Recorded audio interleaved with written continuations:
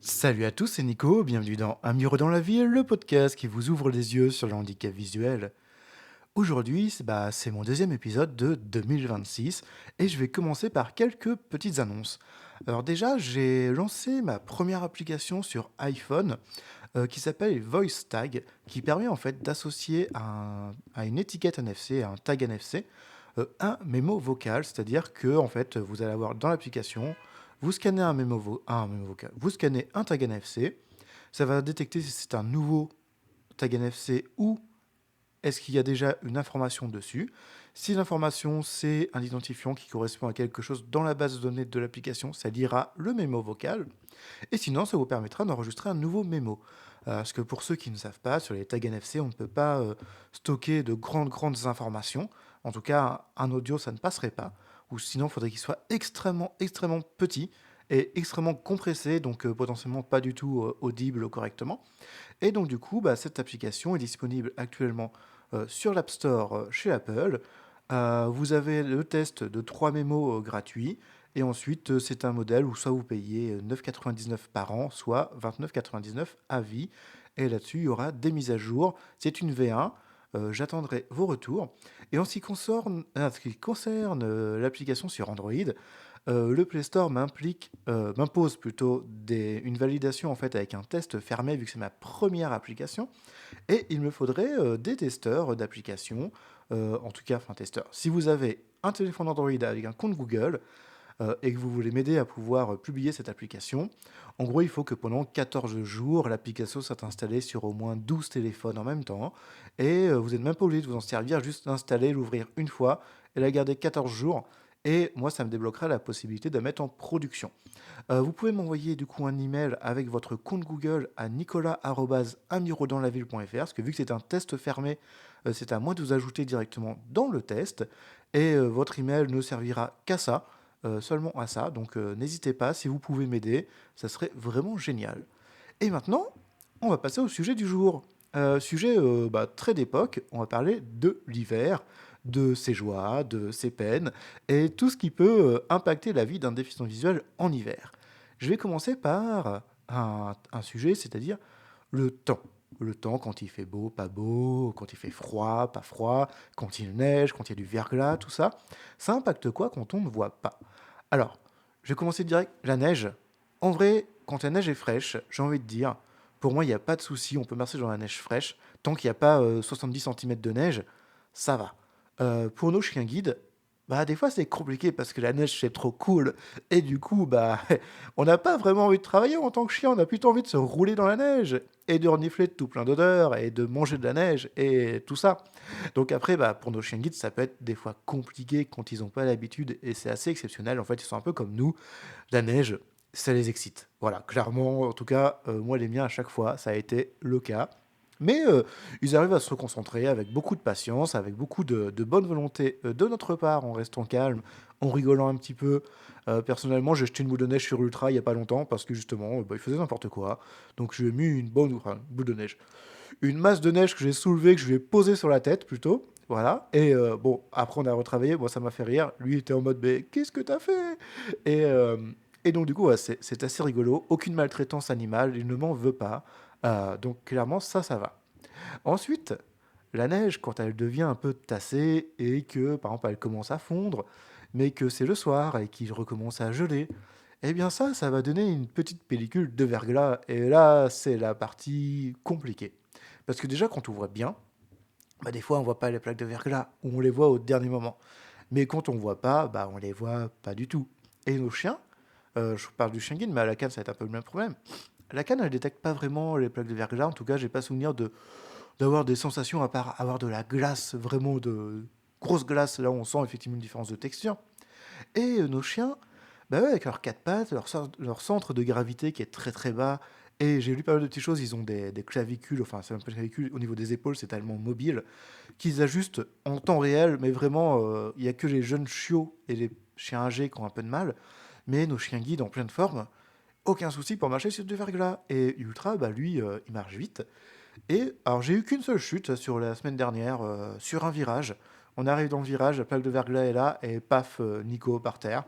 Voilà, c'était pas forcément rigolo, je me suis un peu écorché la main, mais rien de grave. Là-dessus, voilà, aucun souci. J'avais une copine dans les écouteurs en même temps au téléphone, comme quoi Message, Charlotte, je suis là dans 15 minutes, groupe. être guidé ou, comment dire, être au téléphone avec ses écouteurs dans les oreilles, bah faut choisir. Et du coup, bah ma pote a juste rigolé, elle s'est foutue de ma gueule. Voilà, elle m'a demandé si ça allait et après elle s'est foutue de ma gueule. Voilà. Ça, c'est pour les déplacements, j'ai envie de dire. Parce qu'après, bon, bah, il fait froid, tout ça. Et vient les petites maladies de l'hiver, dont le rhume. Peut-être que certains entendent que j'ai le nez un peu bouché encore. Et dans mon cas, en tout cas, parce que je vais parler que pour moi de mon expérience en tant que déficient visuel, qui a aussi des problèmes d'hypertension oculaire, bah, quand le nez est congestionné, et quand je dis bien congestionné, bah, ça a tendance à me faire augmenter un peu la pression au niveau des yeux, et ça implique des grosses douleurs qui sont pas cool à gérer au quotidien, parce que même si on met des gouttes, même si on met pas mal de petites choses, on va être un petit peu embêté par ce nez congestionné, par ces douleurs aux yeux, et du coup, moi, ça impacte aussi les oreilles. Là, j'ai eu une journée complète, j'étais tellement congestionné du nez, que de l'oreille droite, j'en changeais quasiment plus rien. Vraiment, mais c'était juste horrible. Donc pour se déplacer, quand on se sert de l'audition, c'est compliqué. Et c'est des petites choses qu'on n'a pas tendance à voir quand on voit, en fait, justement, parce qu'on se dit, bah, j'ai un décongestionné, c'est chiant, je me sens un peu vaseux, je me sens pris. Mais les yeux sont là pour donner les informations, les oreilles ne servent pas à grand chose. Mais dans le cas de quelqu'un de malvoyant ou de non-voyant, surtout non-voyant, moi j'étais plus impacté aujourd'hui qu'il y a par exemple 10 ans quand j'étais malvoyant. Et bah, c'est vrai que bah, c'est lourd, la période est dure à passer, ça donne pas envie de sortir, on n'est pas confiant sur les sorties. En tout cas, moi, c'est mon cas. Heureusement que j'ai mon chinide. Donc, ça, c'est la partie un peu le nez pris, tout ça, bien sûr, c'est un peu dérangeant. Après, il faut bien se couvrir, hein, bien sûr. Et puis, j'en discutais avec quelqu'un il n'y a pas si longtemps que ça. On n'a pas non plus des températures extrêmes, c'est juste qu'en France, on n'a pas forcément l'habitude de ça. Et du coup, c'est vrai que ça peut être pas évident à gérer, mais dans certains pays où il fait beaucoup plus froid, bah, ils s'en foutent hein, de la dégaine qu'on peut avoir.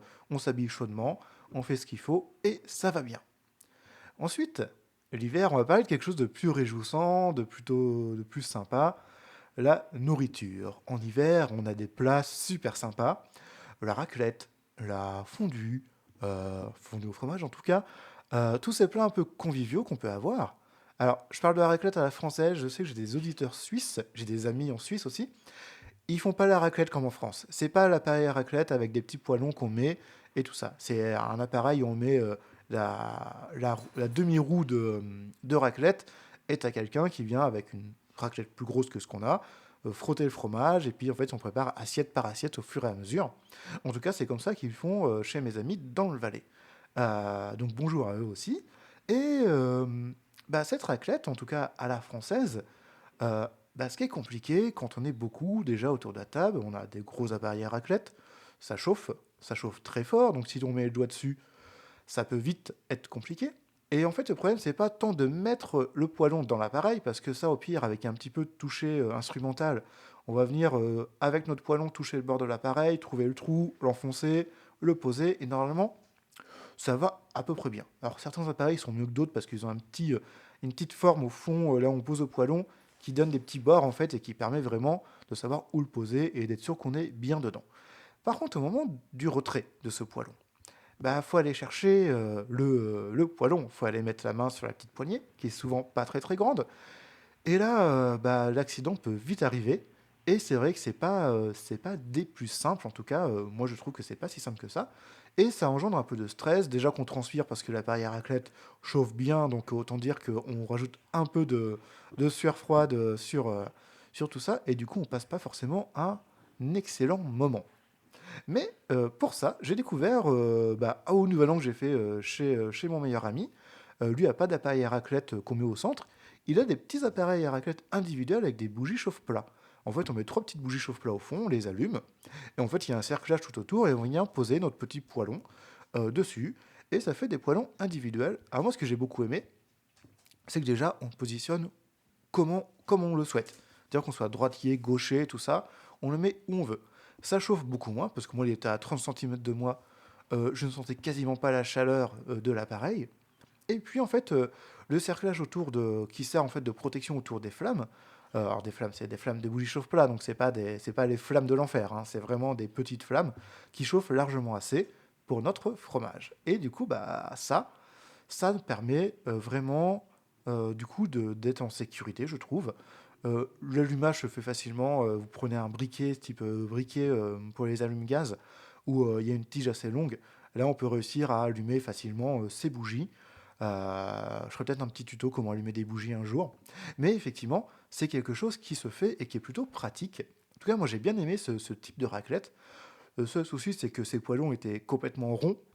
Et à chaque fois, j'ai galéré. Je mettais jamais le fromage où je voulais dans mon assiette. À chaque fois, il était à 5 ou 10 centimètres. Ce qui fait beaucoup dans une assiette, 5 ou 10 centimètres. Mais en tout cas, bon, j'ai passé un bon moment. J'ai passé une raclette simple. Et surtout, on a le temps de manger un peu comme un raclette suisse. On a vraiment le temps entre chaque portion. Parce que le fromage met du temps à fondre là, dans ce genre de poêlon. Ensuite, c'est parce que bah, si on est 10, et bah, chacun son tour, hein, du coup, donc forcément, on attend un petit peu. Mais vient aussi la fondue.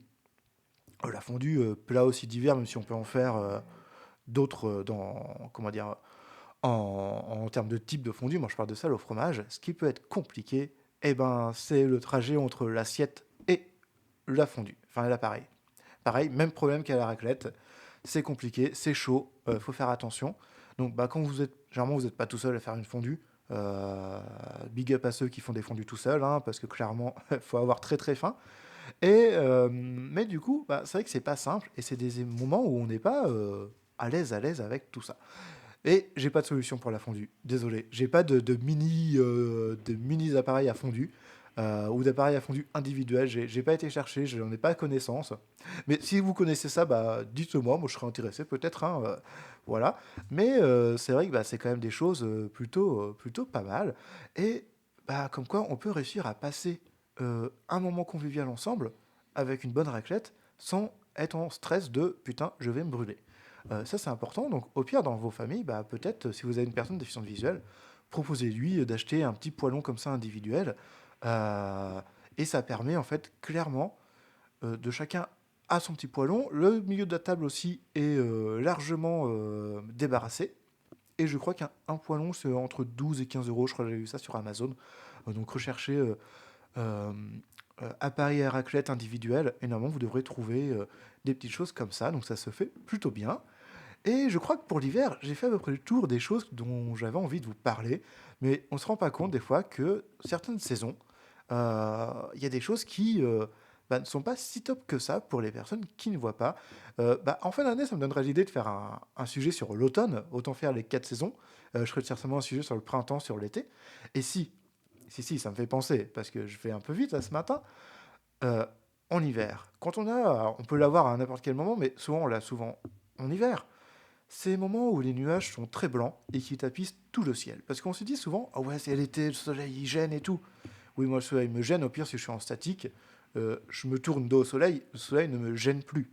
Par contre, en hiver, quand on a un ciel tout blanc, avec plein de nuages bien blancs, bien clairs, et bien cela, moi qui ai encore une perception lumineuse, il me défonce la tête. Donc c'est pas si évident, et puis là je peux me tourner dans tous les sens. Si c'est blanc de partout, bah, j'aurais toujours cette luminosité qui me gêne. Et c'est vrai que bah, en hiver, la luminosité extérieure me gêne souvent plus qu'en été. En tout cas, voilà, c'était le dernier point, je vous jure, c'est le dernier. Maintenant, il me reste juste à vous remercier, parce que vous êtes encore très nombreux à m'écouter, vous êtes encore nombreux à rejoindre le podcast, et je vois que dans les statistiques, bah, chaque épisode est toujours bien bien écouté, donc je suis très content de ça. Vous pouvez me suivre un peu partout. J'ai ma page Facebook, j'ai mon compte LinkedIn, si vous me demandez, je serai très content de vous avoir en personne dans mon réseau LinkedIn. Donc vous cherchez Nicolas Lacour d'Arbado, j'ai pas fait de page un mur dans la ville. Vous cherchez directement mon nom. Pareil, donc dispo sur Amazon Music, Spotify, Apple Podcast, Deezer, toutes les plateformes d'écoute. Sur mon site unmirodanslaville.fr, vous pouvez me contacter pour toute question, pour toute remarque, pour toute chose. Me dire qu'aussi vous n'êtes pas d'accord dans la bienveillance, bien entendu. Vous avez la page de contact. Vous avez toujours mon adresse mail nicolas@amirodanslaville.fr. Et si vous voulez soutenir le podcast, bah forcément, partagez-le un maximum, ça c'est ce qui fait grandir. Si vous pouvez, faites un don via le bouton PayPal. Dans la section Me soutenir de mon site, vous pouvez m'envoyer un petit don via PayPal. Bah, je crois que c'est tout pour aujourd'hui. Pour ceux qui veulent télécharger l'application VoiceTag, testez-la. Faites-moi vos retours aussi sur la même adresse mail.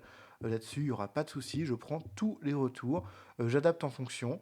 Et en tout cas, merci à vous. Et je vous dis à la prochaine dans Un mur dans la ville.